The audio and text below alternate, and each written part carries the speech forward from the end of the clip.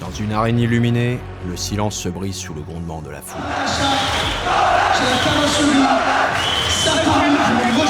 Deux silhouettes s'avancent, concentrées, tendues. Chaque pas les rapproche d'un instant où tout peut basculer. Bienvenue dans l'univers du MMA. Quand la cage se referme, il ne s'agit plus seulement de force. Il s'agit de stratégie, de gestion du souffle, de lecture du regard adverse. Contrairement aux idées reçues, le MMA est un sport codifié, encadré, arbitré. Mais derrière la violence apparente se cache une discipline extrême. Des heures d'entraînement, des sacrifices, une hygiène de vie millimétrée.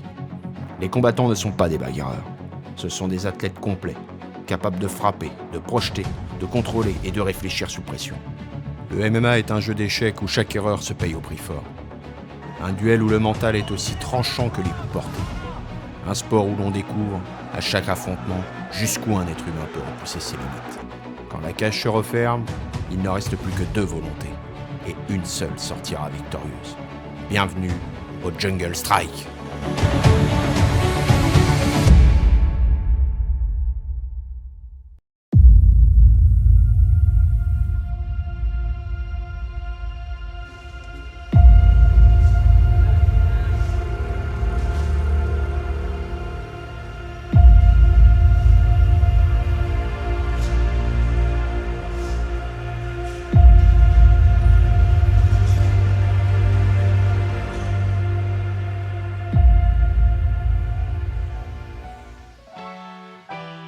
Quand on s'entraîne tous les jours, je pense que c'est la suite logique de faire des compétitions. J'avais envie de faire des compétitions, j'en ai parlé à mon coach et il m'a fait confiance et on a commencé à faire des compétitions.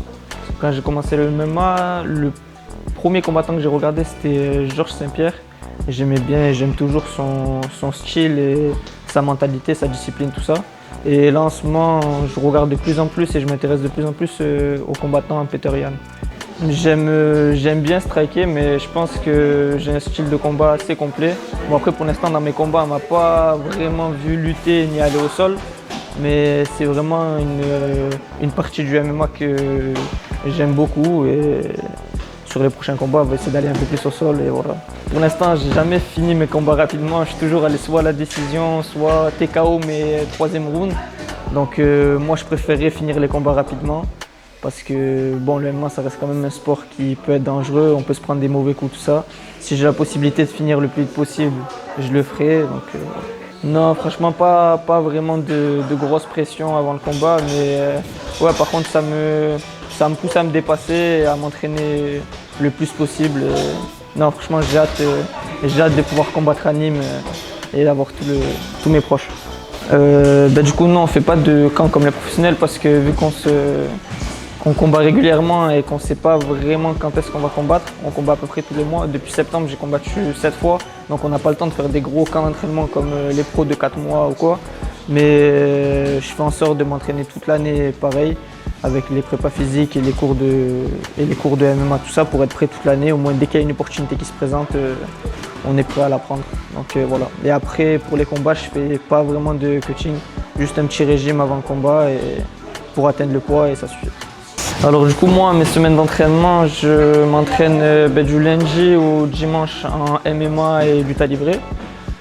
Du coup j'ai 3 entraînements de MMA et 3 ou 4 entraînements de lutte livrée dans la semaine. Après j'essaye de faire mes 3 séances de prépa physique par semaine et rajouter une séance soit de fractionné, soit de footing. Après normalement le repos c'est soit le samedi, soit le dimanche, ça dépend des semaines et des entraînements qui sont prévus. J'ai pas vraiment de routine mentale, après juste 1 ou 2 jours avant, ce que j'aime bien faire, c'est j'aime bien rester seul, faire le vide, juste me focaliser bien sur le combat pour être bien prêt. Et après non, sinon pas trop de préparation mentale ou quoi avant le combat, je stresse pas vraiment pour les combats, donc j'en ressens pas d'utilité. Là j'ai hâte d'y aller, je sais que je vais prendre un bon combattant, j'ai hâte d'y être et qu'on se fasse une belle guerre. Non, force à lui, force à moi, j'espère qu'on va faire un beau combat, qu'on va régaler le public et voilà, que le meilleur gagne.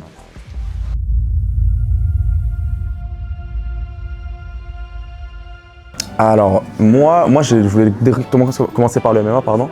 Dès que je suis arrivé au club, j'ai dit ouais, je voulais faire du MMA. On m'a dit fais du JJB d'abord, du coup j'ai commencé par le JJB. J'ai fait 1 an où j'avais fait que du JJB en grappling, donc pas de kimono. Et après, je me suis dit, allez, on va se mettre un peu au MMA. Et voilà. Sinon, je faisais que du grappling et c'est vraiment mon sport, le sport que j'aime, mon sport de prédilection. Il y a forcément ceux qui, quand j'ai commencé, les McGregor, les Khabib et tout, mais c'est pas eux qui m'ont inspiré, j'ai juste kiffé le sport en général. Et je suis vraiment tombé amoureux de ça maintenant. Et je suis vraiment tombé amoureux plus du MMA quand même, mais le grappling, c'est quand même un gros coup de cœur. Donc ouais, moi je suis beaucoup plus un grappleur, j'essaye de ramener au sol, contrôler et taper, même si voilà, on essaye d'être complet partout. Bah, j'ai pas encore de KO, peut-être justement au prochain Jungle Strike, mais j'ai pas encore de KO. J'aimerais bien en avoir à rajouter à mon palmarès, essayer de pouvoir terminer les combats rapidement. Mais non, malheureusement, ou heureusement, je veux dire, je finis tous mes combats au sol, la plupart du temps finish mes soumissions. Mais ouais, la plupart du temps, je finis mes combats au sol. J'ai déjà fait plein de galas où j'étais vraiment pas le bienvenu, où ça muait quand je rentrais et le résultat était toujours le même, donc rien. Bah forcément, il y a une différence entre quand on s'entraîne, on n'a rien de prévu, hors saison, on peut s'entraîner tranquille, profiter un peu. Et quand on a un combat de prévu, forcément l'intensité elle monte, on a des entraînements en plus, des sparring partenaires en plus, on essaie de vraiment se focus sur ça. Et au niveau du poids, ouais, forcément, on fait attention à ça, on a tout un régime pour au final, la veille du combat, essayer de faire un bon cutting, qu'on soit au max, pour être le plus léger possible et ensuite le plus lourd et être le plus en forme possible, quoi. Ouais, moi une semaine, je sais que je fonctionne comme ça, il y a beaucoup d'autres combattants qui ne fonctionnent pas du tout comme ça, mais moi je sais qu'une semaine avant le combat, si je combats une semaine après, je ralentis beaucoup les entraînements, à en faire peut-être un, si je combats le samedi, je ferai un peut-être le lundi, un deuxième le mardi, mais c'est très rare, et sinon après je coupe tout. Par contre la semaine juste d'avant, ouais, on essaye d'augmenter, juste le mois même avant, on essaie d'augmenter beaucoup plus d'entraînement, moins d'intensité. Mais ouais, la semaine d'avant, je préfère tout couper, comme ça je garde pour moi. Avant chaque combat, je regardais Creed. Donc la veille du combat, le 1 ou le 2, dans le 3 qui est sorti, toujours le 1 ou le 2. Et je sais pas, ça me motive un peu, c'est tout. C'est juste parce que j'aimais bien le film et que voilà, ça partage des valeurs un peu similaires. Mais sinon, en ce moment, plus trop. Non, franchement, je suis bien. Je me connais, je sais que le stress va monter petit à petit, mais pour l'instant tout va bien. Plus stressé par le poids que par le combat en lui-même. Mais sinon, non, tout va bien. J'ai très hâte. Comme ça, je vais pouvoir profiter un peu. Ouais, là, je continue de gagner en ce moment, je suis très content. J'arrête, je continue l'entraînement, je continue tout ça. Donc tout va bien. Mais ouais, c'est pour ça le stress, peut-être il n'est pas aussi élevé que quand j'ai commencé. Mais sinon, non. Là, je suis bien, je suis prêt. Et j'ai très hâte d'avoir l'événement pour montrer un peu que la série, que l'entraînement qu'on a fait juste avant, il a servi. Non, j'ai déjà vu mon adversaire, j'ai très hâte de pouvoir voir ça dans la cage. De toute façon, je pense qu'il a plus peur que moi, donc on verra dans la cage, on verra ce qui se passera.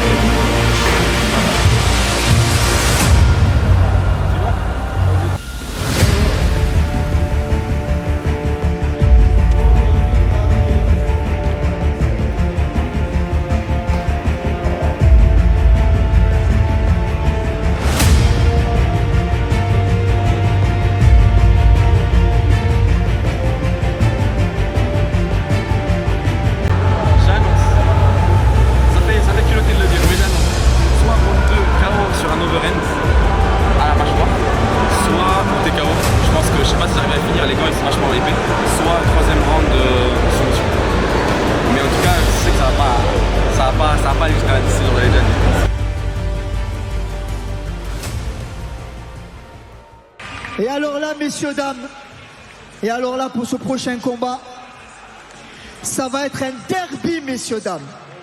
Ça va être un derby. Ah! Je crois qu'on est. Messieurs, dames, je crois qu'on s'est compris.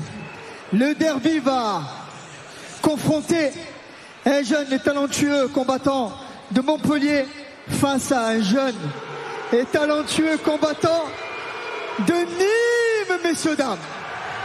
Ah, ça commence à devenir intéressant.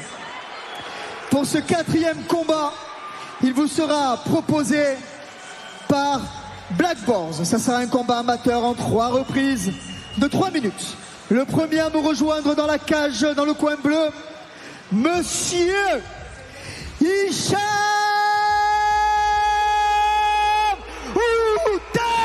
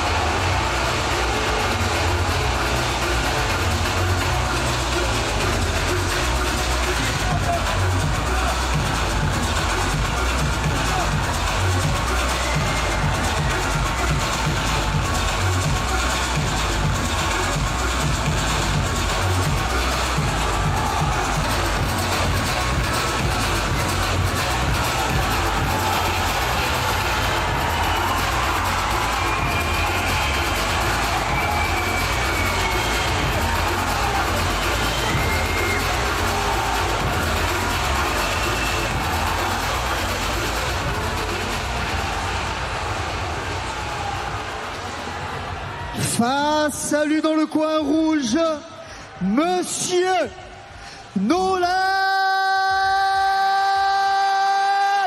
Reis.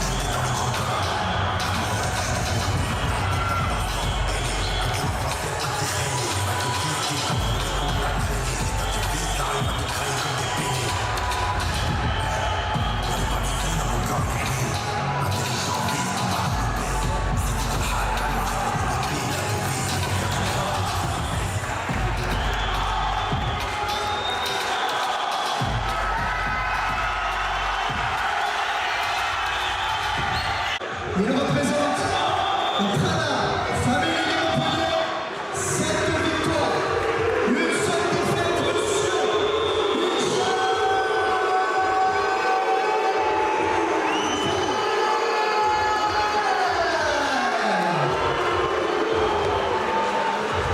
Face à lui dans le coin rouge, il représente la Bushido Academy, 6 victoires, seulement 8 défaites. Il est chez lui, on lui fait du bruit, Monsieur Nolan.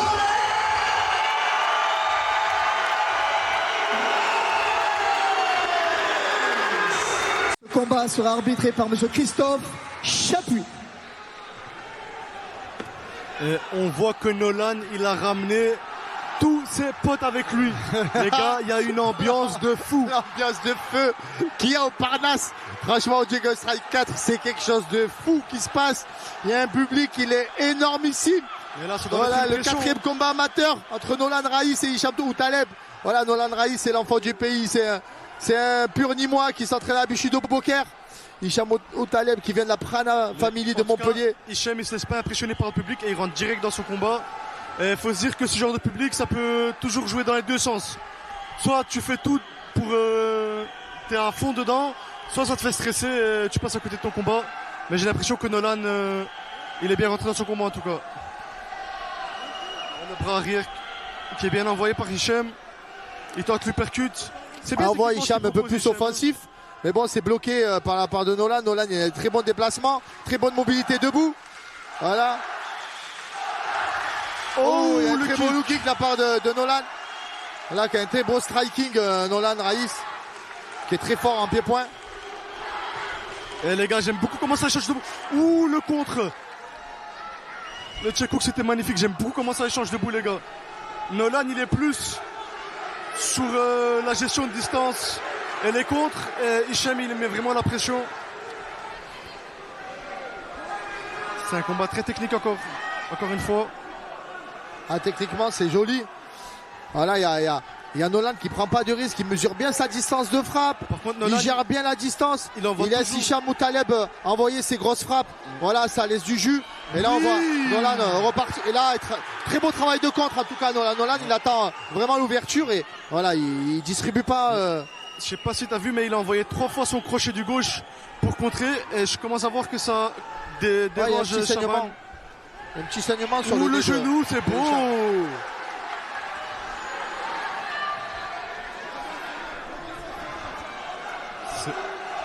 Le genou, Ouh, encore une très fois, beau dans le genou. clinch, c'est magnifique. Joli clinch. Oh là là, les gars, c'est magnifique. Ah, j'aime beaucoup ce que ça propose là. Ah non, franchement, là encore, Ok, le double leg. on un peu assiste à un téléphoné. très beau combat amateur, le 4e. Vraiment, c'est magnifique ce qu'il nous propose. Dernier combat amateur de la soirée d'ailleurs. Nolan Raïs et Hicham Taleb.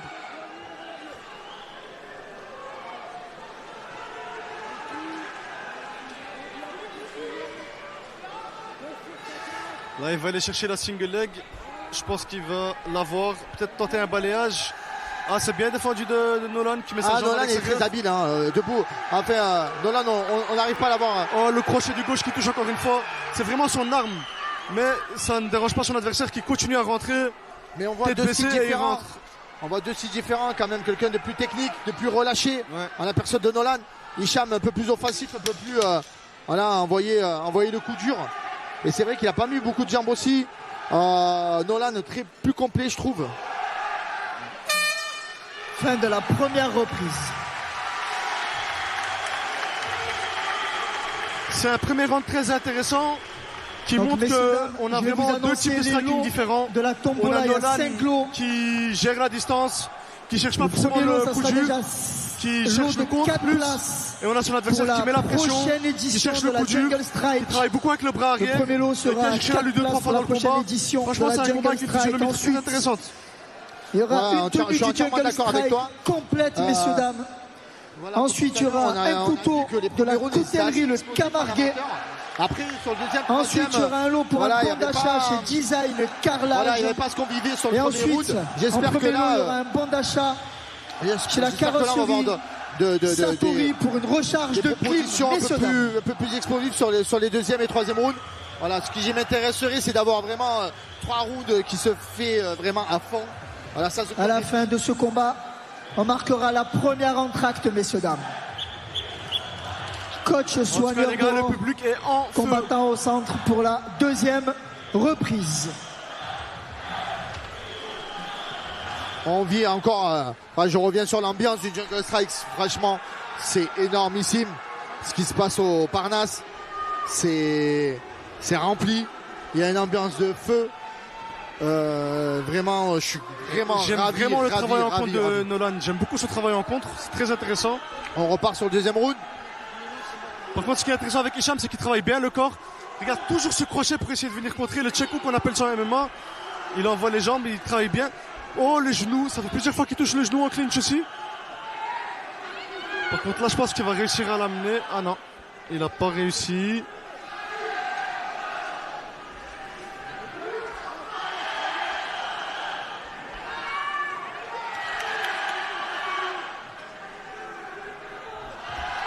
Oh, ça c'est très intéressant ce qu'il vient de proposer là.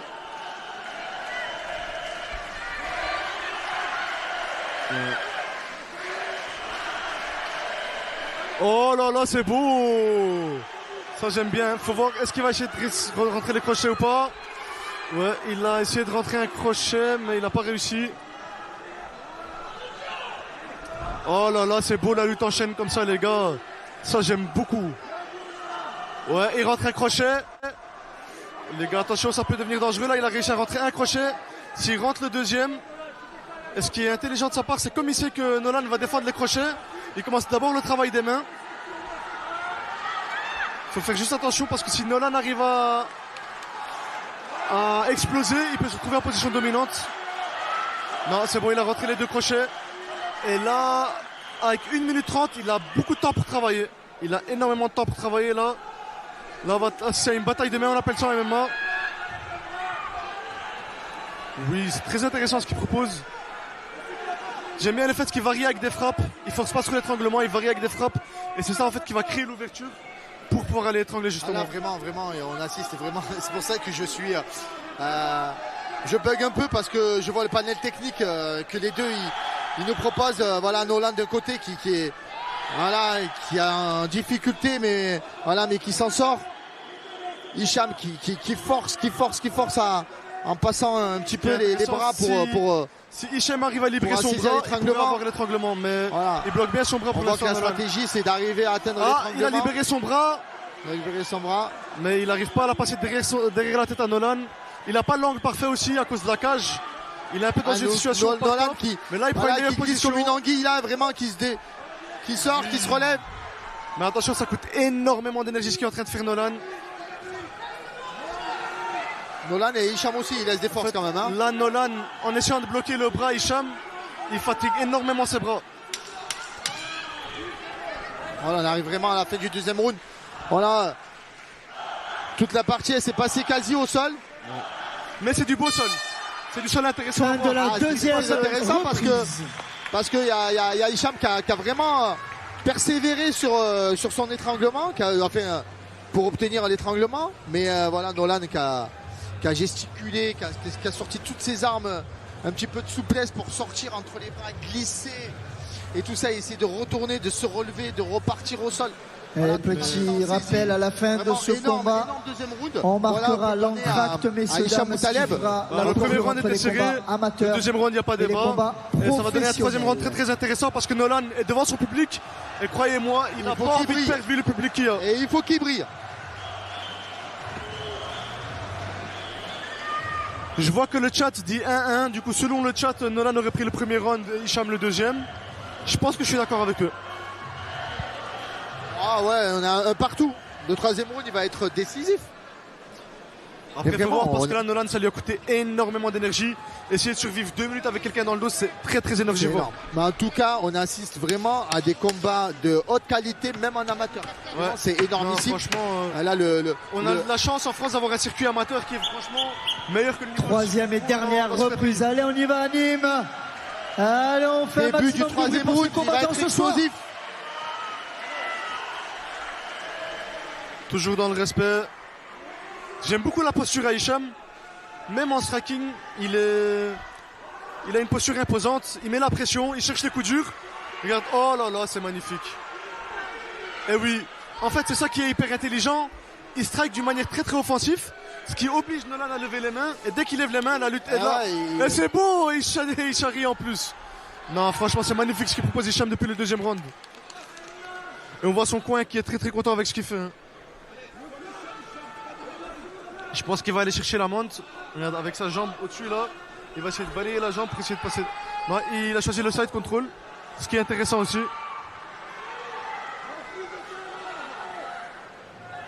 C'est très difficile de se lever d'un side control. Là, avec 2 minutes, il va vraiment falloir que Nolan aille chercher dans la dernière énergie qui lui reste pour se relever. Parce que c'est vraiment pas facile de se lever d'un side control. Surtout que j'ai l'impression qu'Hicham a un très très bon sol. Il a des bonnes positions, des beaux contrôles. Ah bah déjà il est massif, déjà un peu plus massif que Nolan. Ouais. Voilà. Ouais. Ouh, c'est beau ça. Ah, oui. Il est explosif hein, Nolan. Il va le ramener encore une fois, c'est beau. Il a de la force, Hicham, hein, parce que c'est pas facile de soulever son adversaire comme vraiment, ça. vraiment. Il a encore placé un crochet. On arrive à la minute 30 du En combat. fait, ce qui est très très fort avec le jeu à Hicham, c'est qu'on voit que son arme principale est le sol, mais il a tellement un bon striking qui fait que ça arrive à masquer ses amener au sol et du coup il peut amener son adversaire au sol on beaucoup plus voit facilement. Nolan quand même en difficulté Ouais, large. avec la persévérance et l'insistance de Hicham à l'amener au sol. Il faut dire qu'il a un très très bon cardio parce que pour faire ça au 3e round, c'est pas donné à tout le monde. Hein. Encore une fois, très intelligent, il vient placer les crochets, il a le dos, il a une main. Et j'ai l'impression que ce round, l'étranglement va passer, je sais pas pourquoi. Nolan a beaucoup fatigué entre le 2e et 3e round. Là, s'il met un peu des frappes, Hicham, je pense que l'étranglement va rentrer.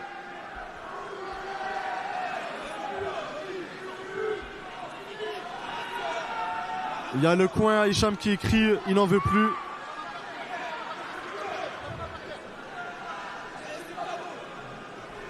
Il nous reste quoi là? 30 secondes.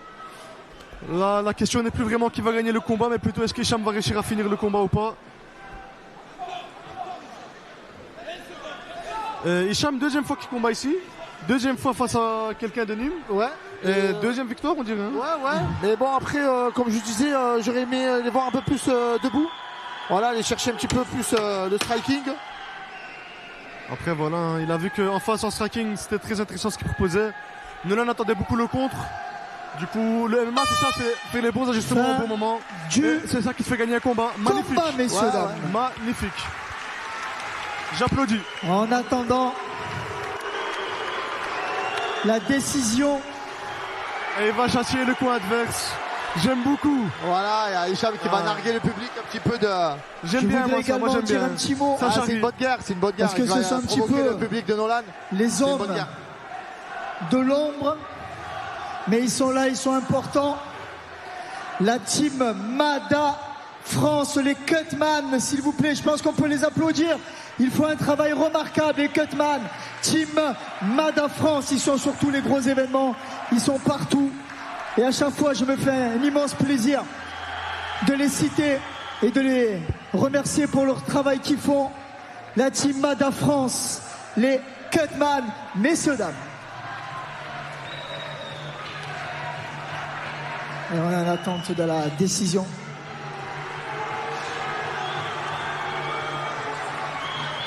Et j'arrive, messieurs, dames, avec la décision. Lequel de ces deux combattants, voilà, vraiment un combat pour ce combat, pour ce derby, je pense qu'on peut quand même encore une fois les applaudir dans ce soir à Nîmes. Je pense qu'on peut encore les féliciter pour ce combat. Et donc déclarer vainqueur de ce combat à l'unanimité des juges. De trouver la faille en saisie de bras. Monsieur Hicham Outa Hicham qui fait l'étonné, voilà, qui fait le show. Voilà, comme je disais, c'est une bonne guerre.